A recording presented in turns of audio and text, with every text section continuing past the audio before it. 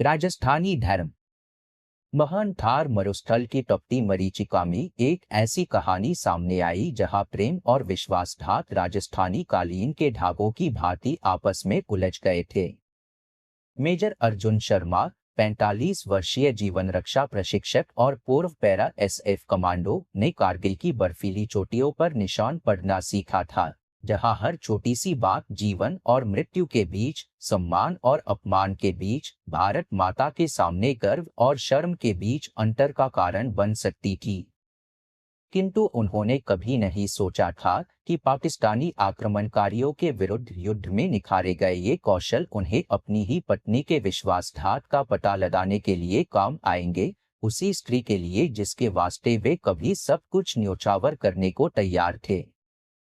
प्रिया शर्मा, उनकी पत्नी और प्रतिभाशाली पारिस्थितिकी विज्ञानी, बेंगलुरु के एक सम्मानित ब्राह्मण परिवार की पुत्री, सदैव संसार को बेहतर बनाने का स्वप्न देखती थी, समस्त जीवों की रक्षा के प्राचीन धर्म का पालन करते हुए। अब वह प्रकृति के एक करिश्माई सेनानी विकास मेहता के प्रेम में पड़ गई थी, यह जाने बिना कि वन्यजीव संरक्षक के मुखौटे के पीछे एक निर्दयी शिकारी छुपा हुआ है, जिसके लिए अब भारत के पवित्र पशु ही नहीं बल्कि संभवतः वह स्वयं भी मूल्यवान शिकार बन गई थी। कर्म के अपने नियम होते हैं और प्रतिशोध का चक्र पहले से ही अपना अटल मोड़ शुरू कर चुका था। प्रथम अध्याय, समय की रेत में पदचिह्न। थार मरुस्थल ने अर्जुन का स्वागत उसी परिचित तपन से किया था, वैसी ही निर्मम जैसी कारगिल की उन शापित पहाड़ियों में पाकिस्तानी स्नाइपरों की गोलियां थी। फटी हुई धरती के ऊपर तपती हवा लहरा रही थी, विचित्र मरीचिकाएं बना रही थी, किंतु पुराने चाय की दुकान के पास उन्होंने जो निशान पाए थे वे बिल्कुल वास्तविक थे। प्राचीन बरगद की छाया में खड़ी उनकी सेना की महिंद्रा बोलेरो के टायरों के निशान पीली रेत में लगभग घुल मिल गए थे, जबकि वे झुककर दूसरी निशानों को देख रहे थे। मिराज नामक परित्यक्त ढाबे के पास रेत के समुद्र के बीच एक जंग लगा डिब्बा, उनकी पत्नी की गाड़ी के टायरों के निशान स्पष्ट दिखाई दे रहे थे। अर्जुन ने अपनी सेना की दूरबीन निकाली, वही जिसने टाइगर हिल की ऊंचाई पर पाकिस्तानी स्नाइपरों को पकड़ने में उनकी मदद की थी। पैरा एसएफ में सेवा के वर्षों ने उन्हें धैर्यवान होना सिखाया था और अब यह कुशलता पहले से कहीं अधिक काम आई। गर्मी से धुंधले कांच के पार उन्होंने देखा कि ढाबे के प्रवेश द्वार पर वन्यजीव संरक्षण फंड की एक चांदी रंग की स्कॉर्पियो रुकी हुई है। दाढ़ी से प्रिया पुत्री, उसके लंबी चोटी में बंधे काले बाल दोपहर की धूप में कौवे के पंख की तरह चमक रहे थे। उसके पीछे विकास मेहता दिखाई दिया, सुडौल कद, कनपटियों पर सफेदी, बिल्कुल इस्त्री किए हुए खाकी रंग के फील्ड यूनिफॉर्म में। असली वैज्ञानिक के लिए बहुत ज्यादा दिखावटी, अर्जुन ने मन में टिप्पणी की। 15 साल की सेवा में पाकिस्तान की सीमाओं से लेकर असम के जंगलों तक उन्होंने ऐसे विवरणों को पहचानना सीखा था, जैसे यह भी कि मेहता की चाल एक पारिस्थितिकी विज्ञानी के लिए बहुत आत्मविश्वास से भरी थी। इस तरह वे लोग चलते हैं जो खतरे के आदी होते हैं, जवान, न कि दिल्ली के कैबिनेट के किताबी कीड़े। प्रिया विकास की कही किसी बात पर हंसी, अपना सिर पीछे की ओर झुकाते हुए, वही हंसी जो कभी अर्जुन के दिल को युद्ध के ढोल से भी तेज धड़काने पर मजबूर कर देती थी। उन्होंने दूरबीन नीचे रखी, महसूस करते हुए कि अंदर सब कुछ दर्द और गुस्से से सिकुड़ रहा है। उन्हें याद आया कि वह 12 साल पहले उनकी पहली मुलाकात में बिल्कुल इसी तरह हंसी थी, जब वे कारगिल से सीने पर अशोक चक्र लगाकर लौटे थे और जयपुर में वन्यजीव अनुसंधानकर्ताओं के प्रशिक्षण केंद्र में प्रशिक्षक बने थे। यादें मानसूनी बारिश की तरह उन पर टूट पड़ी। पुराने शहर के एक छोटे कैफे में उनकी पहली मुलाकात, जहां प्रिया चमकती आंखों से गिर के जंगल में एशियाई शेरों के साथ अपने काम के बारे में बताती थी। सभी रीति रिवाजों के साथ शादी, अग्नि के चारों ओर 7 पवित्र फेरे, लाल चट्टानों के बीच मरुस्थल में दोनों परिवारों के आशीर्वाद के साथ। सेवा से लौटने के बाद अनिद्रा की रातें, जब वह उन्हें गले लगाती थी, चुपचाप उनके दुःस्वप्नों को साझा करती थी, मृत साथियों के बारे में, उस पाकिस्तानी स्नाइपर के बारे में जिसने लगभग उनकी जान ले ली थी। और धीरे धीरे उनके बीच मौनता की वह दीवार खड़ी हो गई जिसे वे पार नहीं कर सके। आखिर एक स्त्री को कैसे समझाया जाए कि अपने देश के दुश्मनों को मारने का क्या मतलब होता है।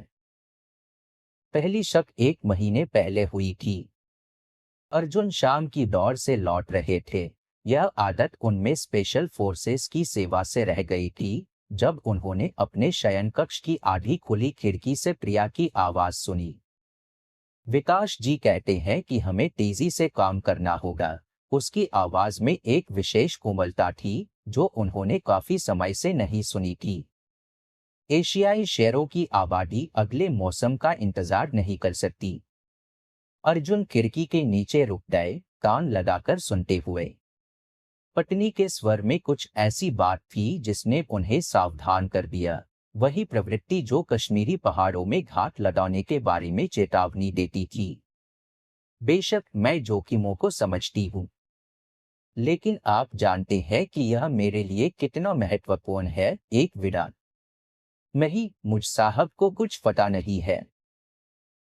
वे अपने नए लोगों के लिए उत्तरजीविता पाठ्यक्रमों में बहुत व्यस्त हैं। ये शब्द उस पाकिस्तानी गोली से भी ज्यादा दुखदायी थे जो कभी टाइगर हिल की ऊंचाई पर उनके कंधे को बेधकर निकली थी।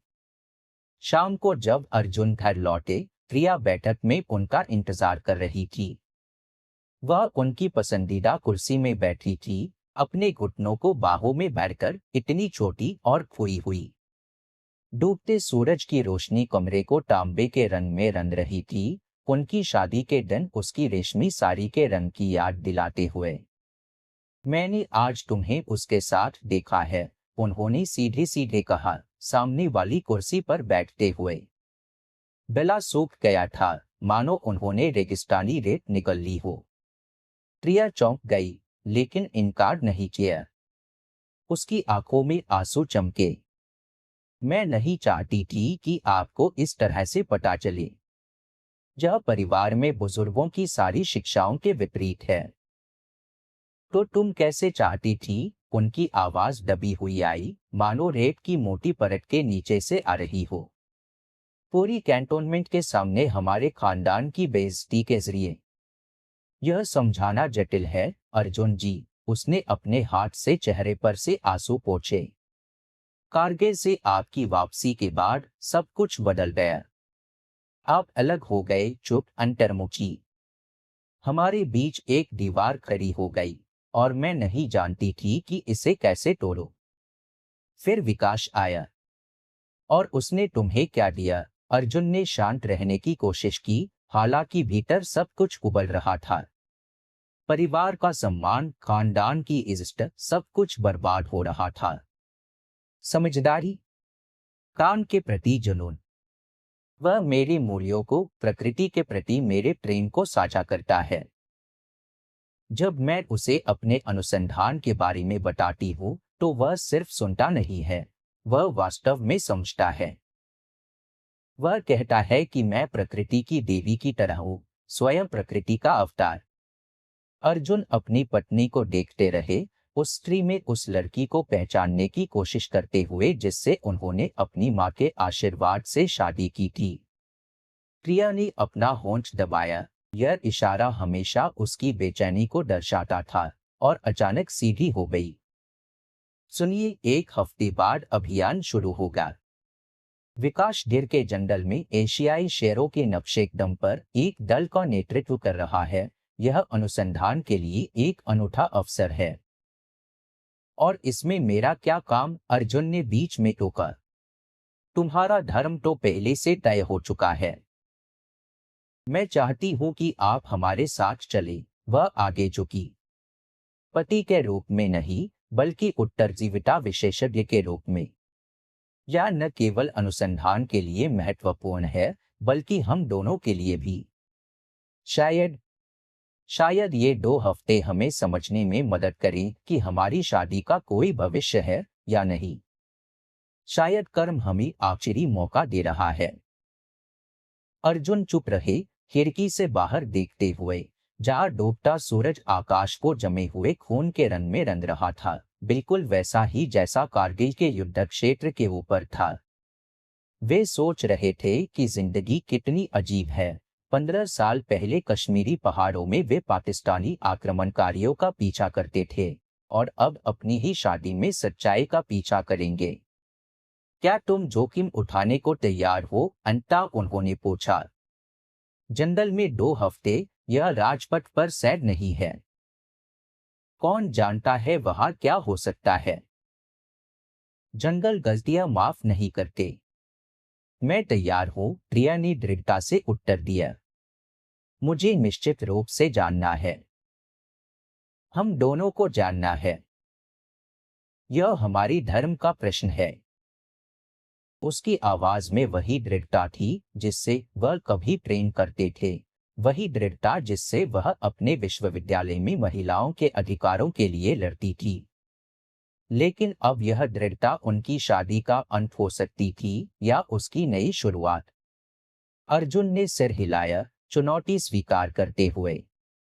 आखिरकार जंगल मरुस्थल की तरह हमेशा सच्चाई को उजागर करना जानते हैं, चाहे वह कितनी भी कड़वी हो।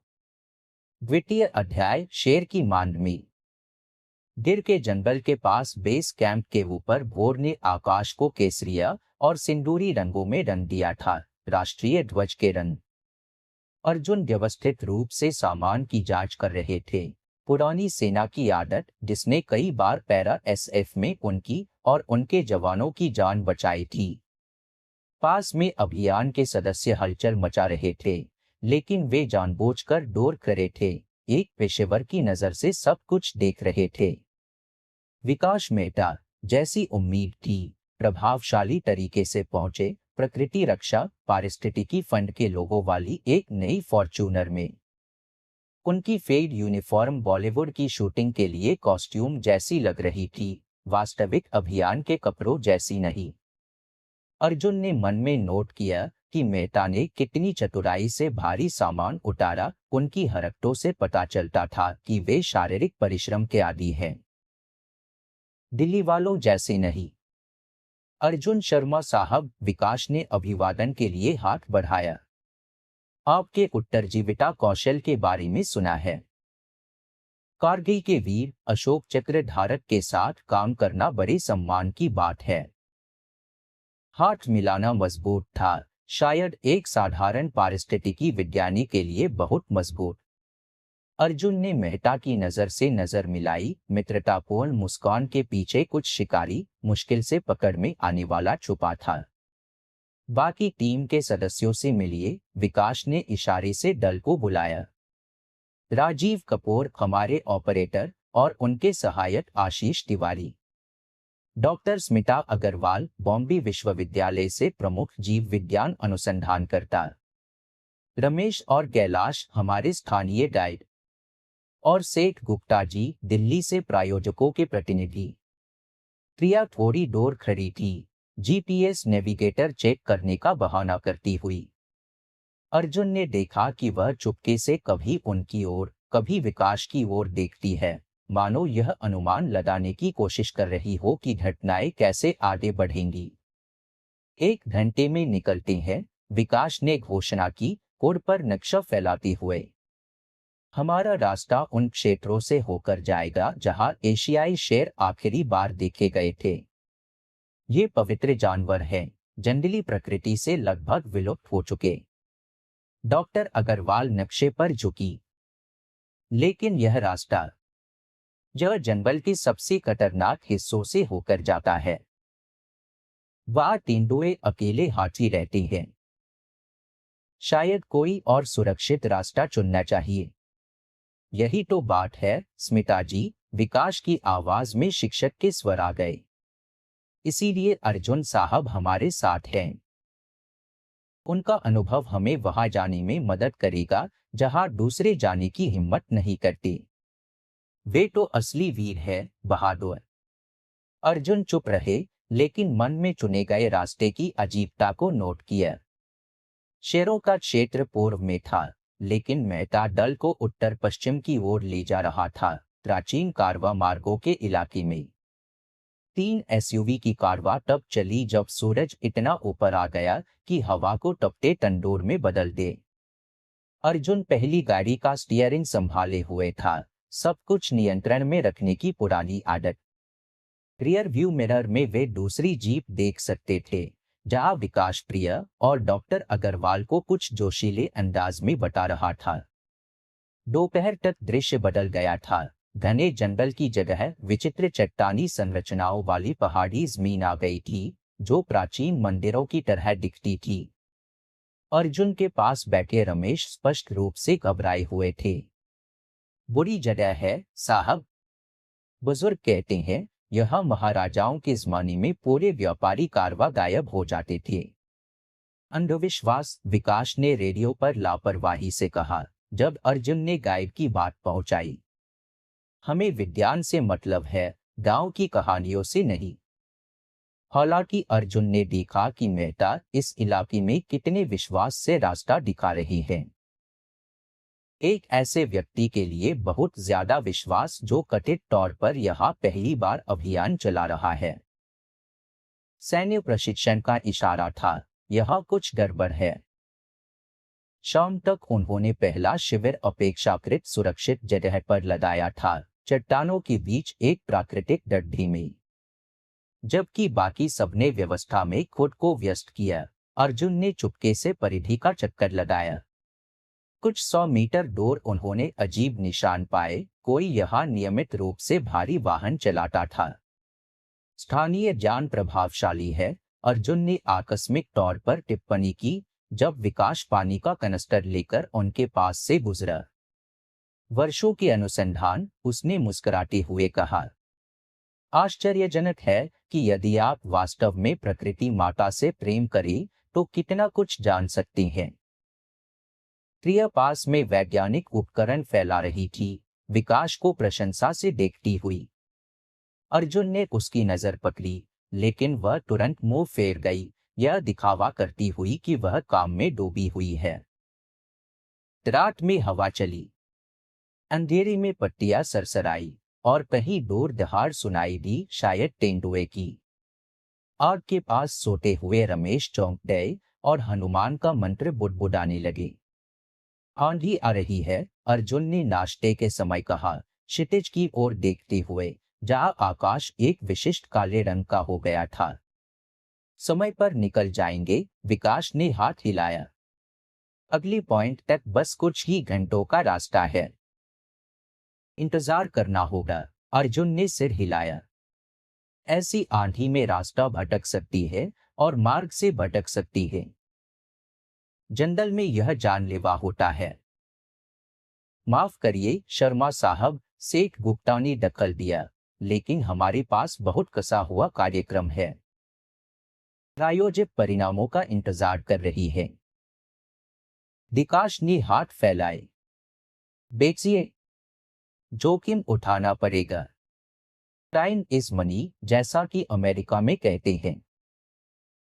अर्जुन ने प्रिया की ओर देखा, वह अनुपस्थित मन से बैठी थी, ठंडी चाय को यांत्रिक रूप से हिलाती हुई।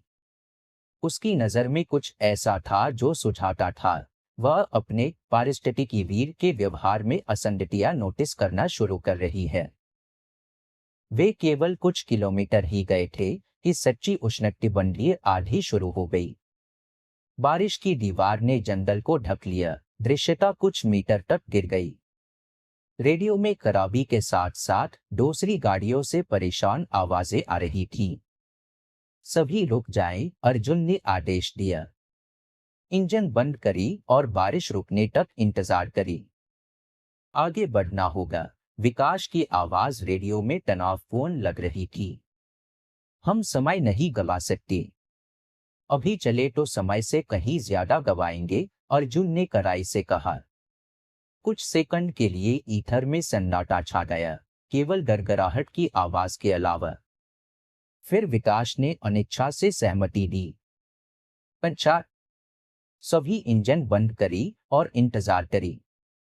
तृतीय अध्याय, बाघ का दांत।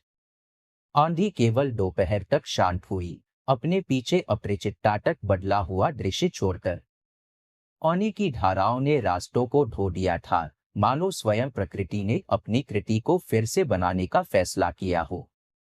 जीरी धरती के ऊपर नम हवा कांप रही थी, क्षितिज को विकृत करती हुई और इसे आकाश और धरती के बीच एक अस्थिर रेखा में बदलती हुई।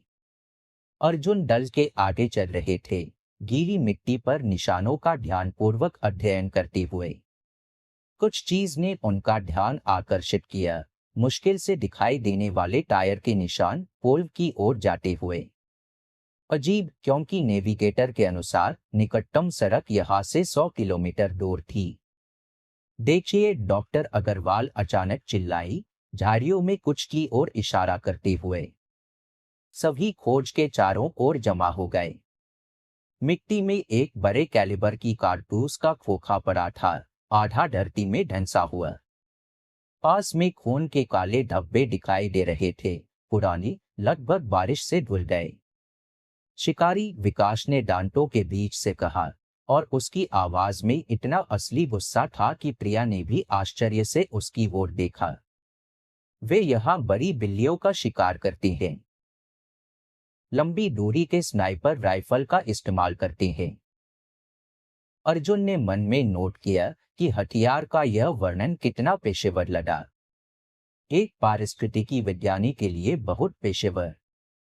हमें वन रक्षकों को सूचना देनी चाहिए, प्रिया ने सैटेलाइट फोन निकालते हुए सुझाव दिया।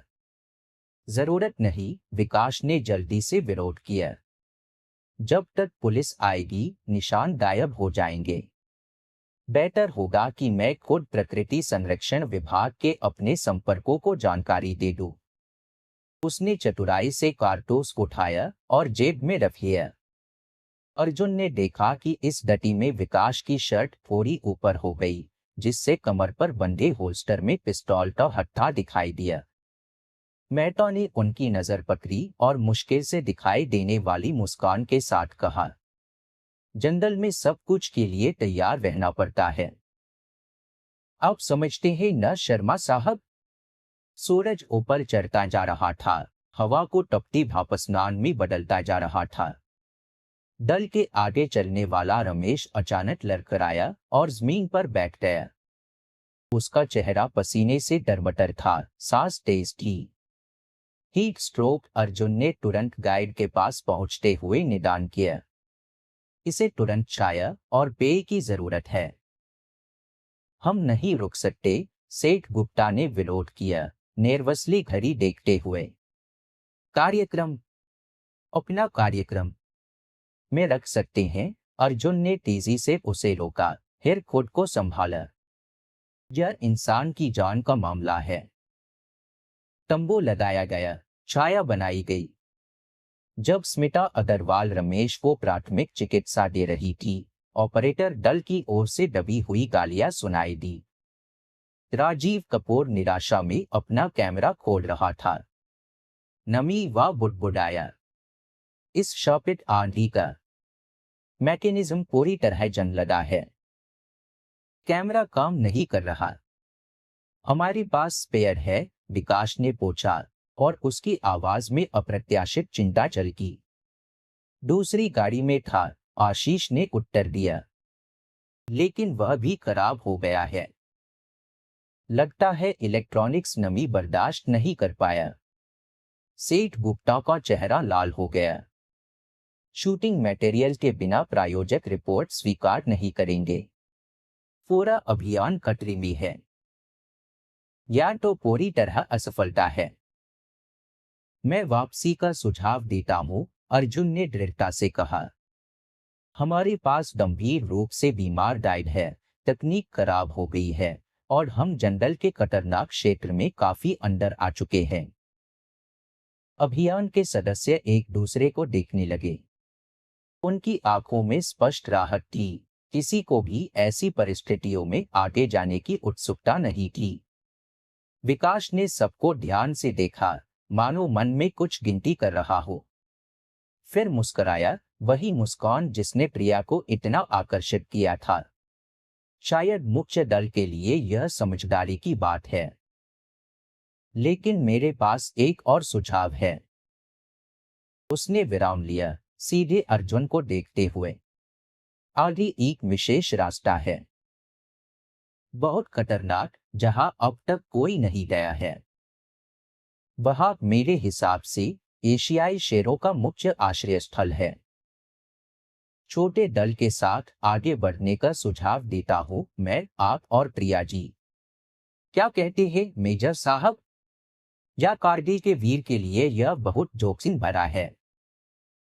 प्रिया, जो विकास के पास खड़ी थी, ने सांस रोक दी। अर्जुन ने महसूस किया कि सभी की नजरें उन पर टिकी हैं। मेहता की आवाज में स्पष्ट रूप से चुनौती थी और दोनों समझ रहे थे कि बात केवल रास्ते की नहीं है। मैंने कश्मीरी पहाड़ों में इससे भी डरावनी चीजें देखी है, अर्जुन ने शांति से उत्तर दिया। अगर प्रिया राजी है तो मैं आगे जाने को तैयार हूँ। मैं आपके साथ चलती हूँ, उसने तुरंत जवाब दिया और उसकी आवाज में दृढ़ता और चिंता दोनों मिले हुए थे। जब मुख्य दल वापसी की तैयारी कर रहा था, वे तीनों आगे के सफर के लिए सामान की जांच कर रहे थे। अर्जुन ने देखा कि विकास एक ओर जाकर सैटेलाइट फोन पर जल्दी से कुछ डायल कर रहा है। मेहता धीरे बोल रहा था, लेकिन हवा ने हिंदी में एक वाक्य का टुकड़ा पहुंचाया। 2 दिन में वहां पहुंचेंगे। सुनिश्चित करें कि माल स्वीकार करने के लिए सब कुछ तैयार है। चतुर्थ अध्याय, बाघ के मुंह में। 2 दिन का सफर परीक्षाओं की अंतहीन श्रृंखला बन गया। सूरज निर्दयता से सब कुछ जलाता रहा और रात की ठंडक हड्डियों तक पहुंचती थी। वे बरगद के पेड़ों की उलझी जड़ों के बीच से प्राचीन रास्ते पर चल रहे थे, जहां विचित्र जड़ें रेंगते शिकारियों जैसी टेढ़ी मेढ़ी छायाएं डालती थी। विकास उन्हें आत्मविश्वास से आगे ले जा रहा था, मानो बिल्कुल जानता हो कि कहाँ जाना है। बहुत ज्यादा आत्मविश्वास, अर्जुन ने मन में नोट किया। पिछले 24 घंटों में उन्होंने 3 बार दिशा बदली थी, कथित तौर पर शेरों की उपस्थिति के संकेतों का पीछा करते हुए, लेकिन अनुभवी ट्रैकर को दिखाई दे रहा था उनका रास्ता एक सोचे समझे सर्पिल में बन रहा था, जो किसी विशिष्ट बिंदु की ओर ले जा रहा था। तीसरे दिन की सुबह प्रिया ने पहले घने वनस्पति में अजीब इमारतें देखी। ये इमारतें हैं क्या? उसने अपनी आंखें मली, जो देख रही थी उस पर विश्वास नहीं करती हुई। अर्जुन ने दूरबीन उठाई। सुबह के धुंधलकी में किसी कॉम्प्लेक्स की आकृतियां दिखाई दी, कई एक मंजिला इमारतें, जंगल के रंग में चढ़मावड़ में, और कुछ हेलीकॉप्टर लैंडिंग पेड जैसा। परित्यक्त अनुसंधान स्टेशन, विकास ने लापरवाही से कहा। यह कभी जानवरों के प्रवास का अध्ययन किया जाता था। अजीब है, अर्जुन ने कहा। वन विभाग के नक्शों में यह चिह्नित नहीं है। और बहुत सी चीजें हैं जो आधिकारिक नक्शों में चिह्नित नहीं है, विकास मुस्कुराया और उसकी आवाज में पहली बार खुलेआम धमकी थी। वे कॉम्प्लेक्स के पास आए। प्रिया पेशेवर रुचि से उत्साहित होकर पहले मुख्य इमारत की ओर गई, लेकिन अर्जुन ने समय पर उसका हाथ पकड़ लिया। रुको मत।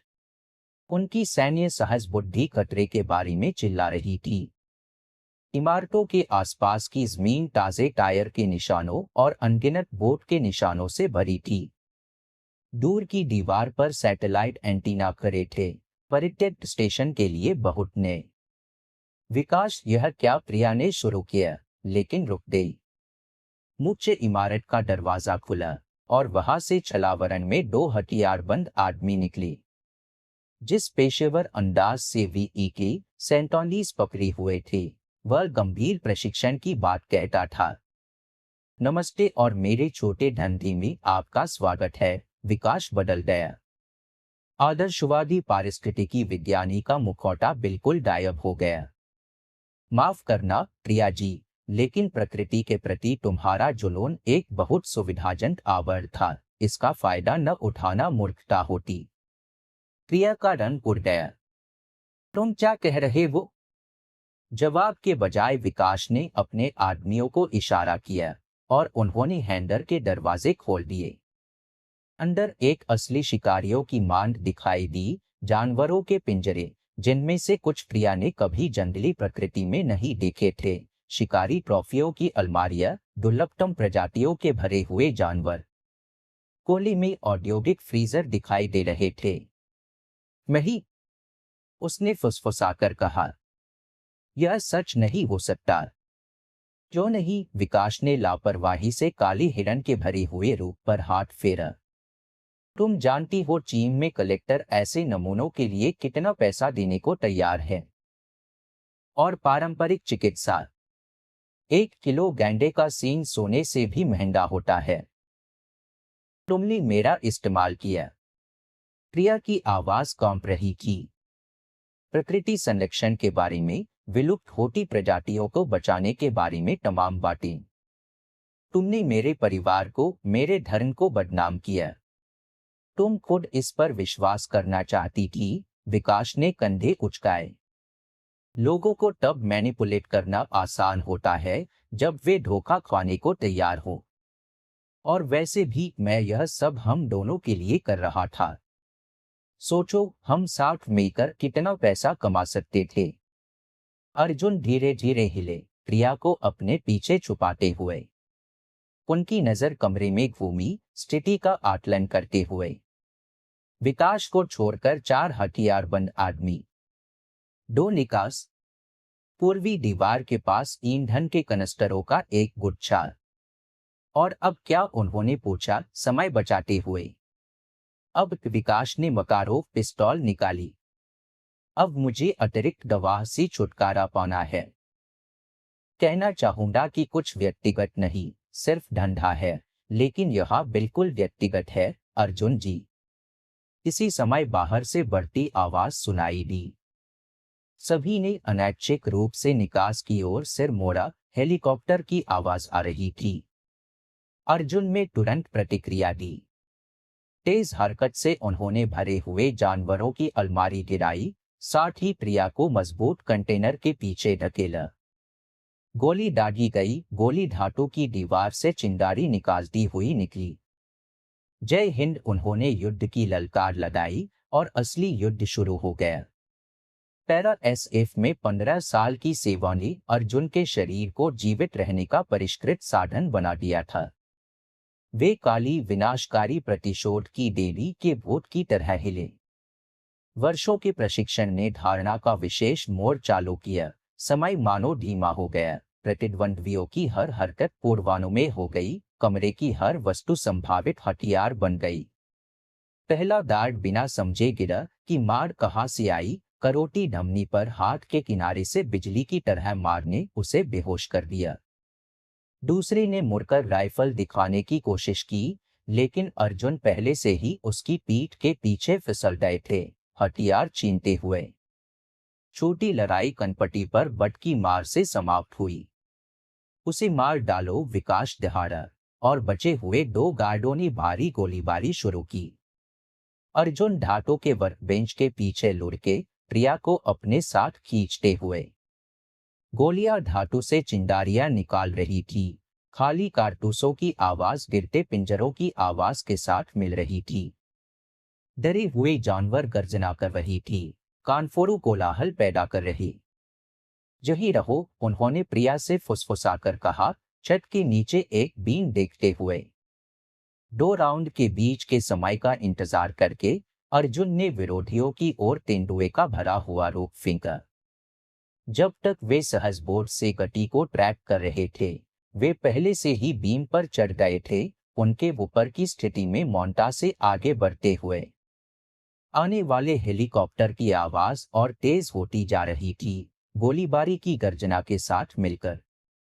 इस अराजकता में अर्जुन वास्तविक भूत बन गए, जैसे कश्मीरी पहाड़ों की उन रातों में जब उनकी यूनिट पाकिस्तानी आतंकवादियों के खिलाफ विशेष ऑपरेशन करती थी। तीसरा गार्ड धुएं के धुंधलेपन में गायब हो गया। छोटी मार, जोर की हड्डी टूटी, दबी हुई चीख।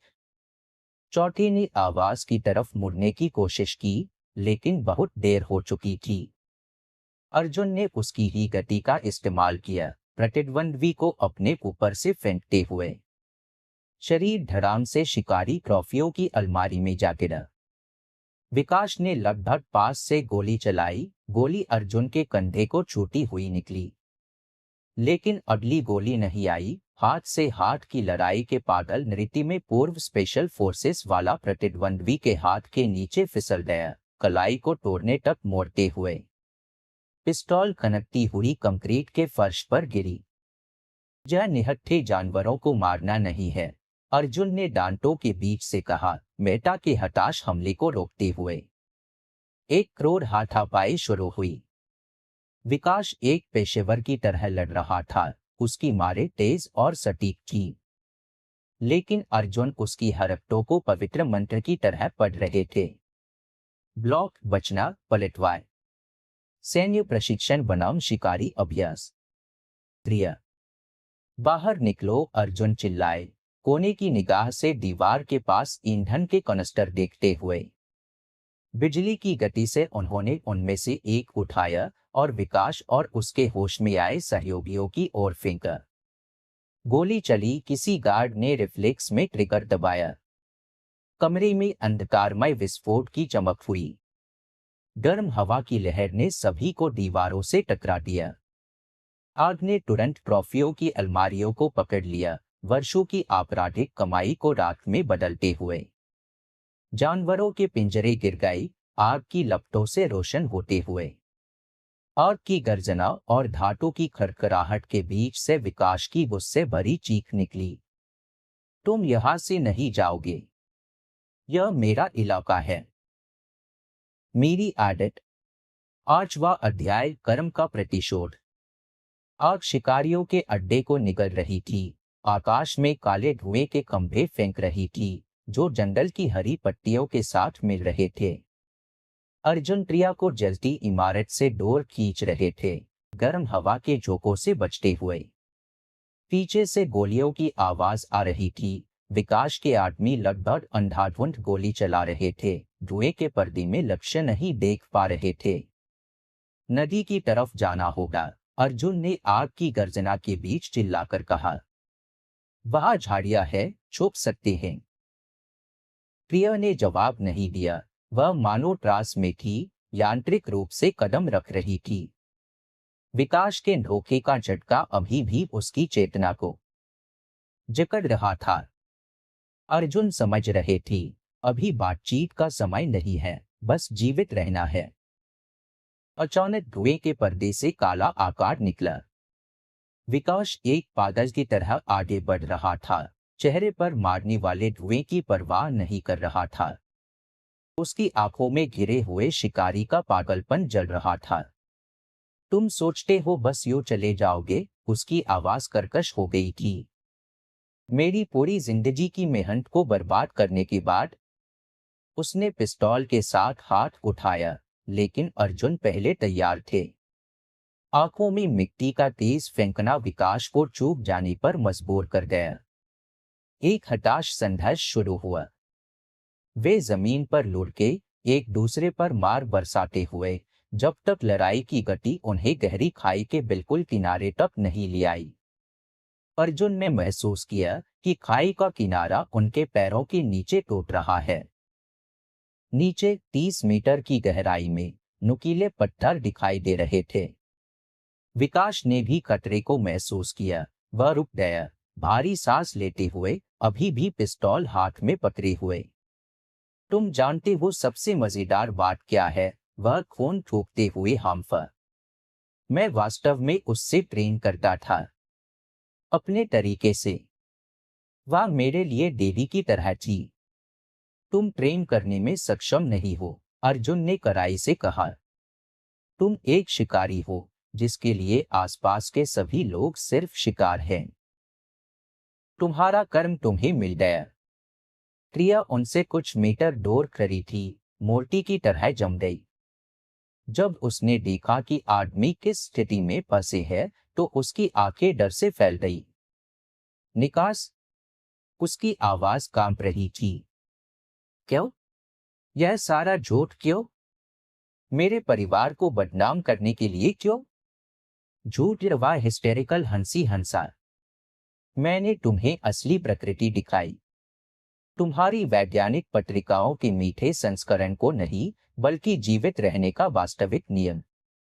मजबूत कमजोर को खाता है, यही सारी सच्चाई है। हवा का नया झोंका उन पर धुआं फेंकता गया। अर्जुन ने महसूस किया कि मिट्टी उनके पैरों के नीचे धोखे से खिसक रही है। वे और विकास बिल्कुल किनारे पर संतुलन बनाए हुए थे, मौत के आलिंगन में बंधे हुए। अचानक अर्जुन ने पकड़ ढीली की और एक कदम पीछे हटे। इसे ईमानदारी से करते हैं बेटा। मैं तुम्हें चुनाव देता हूं, जैसा कि क्षत्रिय के लिए उचित है। उन्होंने बैग से पानी की अंतिम बोतल निकाली जो उनके पास बची थी। उसे अपने और विकास के बीच पत्थर पर रख दिया, जहां इतना पानी है कि एक आदमी निकटतम गांव तक पहुंच सके। चुनो, या तो प्रिया को लो या पानी लो। तय करो कि तुम वास्तव में कौन हो। प्रिया ने सांस रोक ली। विकास की नजर बोतल से औरत पर और फिर वापस जा रही थी। उसकी आंखों में एक क्षण के लिए इंसानी भावना जैसी कुछ चमकी, लेकिन केवल एक पल के लिए। हरकत बिजली की तरह तेज थी। उसने बोतल पकड़ी और पीछे कूदा, पिस्तौल से अर्जुन पर निशाना साधते हुए। जब मेरा चुनाव है, वह हवा के झोंकों के बीच चिल्लाया। मैं जीवन चुनता हूं, और तुम जंगल का हिस्सा बन जाओगी। लेकिन इसी समय खाई का किनारा उनकी लड़ाई से कमजोर होकर अंतर टूट गया। विकास ने संतुलन बनाए रखने की कोशिश की, लेकिन मिट्टी धोखे से उसके पैरों के नीचे फिसल गई। आखिरी चीज जो उन्होंने देखी वह था उसका डर से बिगड़ा चेहरा, जब वह गड्ढे में गिरना शुरू हुआ, अभी भी पानी की बोतल को हाथों में कसकर पकड़े हुए। अर्जुन आगे झपटे, प्रिया का हाथ पकड़कर उसे टूटते किनारे से दूर खींचते हुए। वे खाई से कुछ मीटर दूर जमीन पर गिरी, अनुभव किए गए तनाव से सांस लेते हुए और कांपती हुई। हेलीकॉप्टर की आवाज और तेज होती जा रही थी। धीरे धीरे आग की चटकार शांत हो रही थी। कहीं दूर गर्जना सुनाई दी, शायद यह उन्हीं एशियाई शेरों में से एक था जिनके अस्तित्व को विकास ने अपने काले कामों के लिए आवरण के रूप में इस्तेमाल किया था। हमें जाना होगा, अर्जुन ने चुपचाप कहा, पैरों पर खड़े होते हुए और प्रिया को उठने में मदद करती हुई। सूरज डूबने से पहले लोगों तक पहुंचना होगा। उसने चुपचाप सिर हिलाया, अभी भी बोलने में असमर्थ। उसकी आंखों में आंसू थे, धुएं से या इस एहसास से कि वह कितनी क्रूरता से उस आदमी के बारे में गलत थी जिसे वह अपनी जान सौंपने को तैयार थी। वे खाई से दूर चले गए, एक दूसरे का हाथ पकड़कर, कोमलता से नहीं बल्कि एक दूसरे को सहारा देने की जरूरत से। कहीं दूर नीचे नुकीले पत्थरों के बीच पानी की बोतल पड़ी थी, उस आदमी की मुट्ठी में दबी हुई जिसने जीवन चुना था लेकिन मौत पाई। उपसंहार, कर्म का चक्र। 6 महीने बाद बेंगलुरु के निजी क्लिनिक शांति निकेतन की सफेद दीवारें प्रिया को उन दुस्वप्नों के समुद्र में बचाव की नाव लगती थी जो जंगल से लौटने के बाद उसका पीछा कर रहे थे।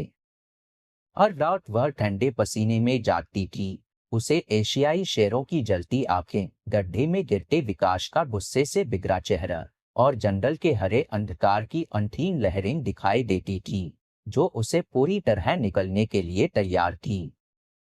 आप प्रगति कर रही हैं, प्रिया जी, डॉक्टर मिश्रा अगले थेरेपी सेशन के दौरान कहते थे।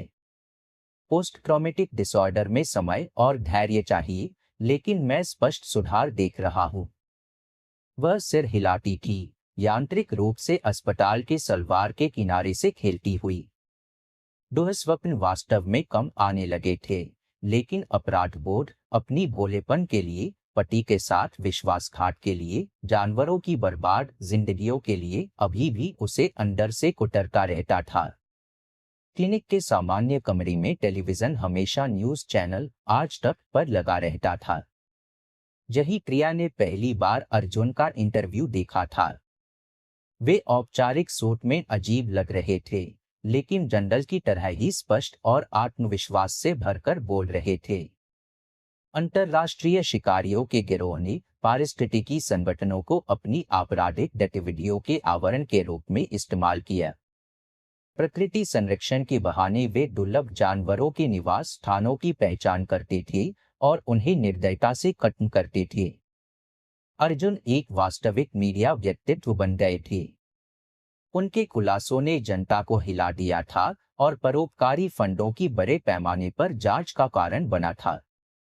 पता चला कि विकास मेहता का नेटवर्क एक विशाल आपराधिक साम्राज्य का केवल हिस्सा था, जो असम से केरल तक शिकार में लगा हुआ था। मेहता की लाश कभी नहीं मिली। जनरल अपने रहस्य छुपाकर रखते हैं, जैसे उसके द्वारा वादा किए गए एशियाई शेरों की सच्चाई भी। वैसे अब इसका कोई मतलब नहीं था। दुस्वप्न समाप्त हो गया था, केवल आत्मा में घाव और विश्वासघात का कड़वा स्वाद छोड़कर। वार्ड में जहां नर्स शाम की दवाइयां लेकर आई थी, प्रिया डूबते सूरज को देखती रही। उसकी लालिमा भरी किरणें उसे जंगल में उस आग की याद दिला रही थी, जहां न केवल आपराधिक ट्रॉफियां जली थी, बल्कि उसकी पुरानी जिंदगी भी।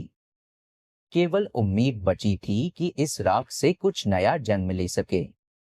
कर्म अपना चक्र पूरा कर रहा था और शायद अगले जन्म में उनकी आत्माओं को शांति मिली।